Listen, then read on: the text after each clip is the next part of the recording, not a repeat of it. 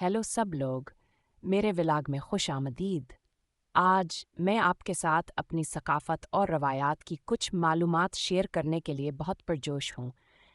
बहुत से लोगों ने इसके बारे में पूछा है, तो आइए शुरू करते हैं। आइश ने पहले आएँ बात करते हैं ख़ानदान की। मेरी सकाफ़त में ख़ानदान सबक है।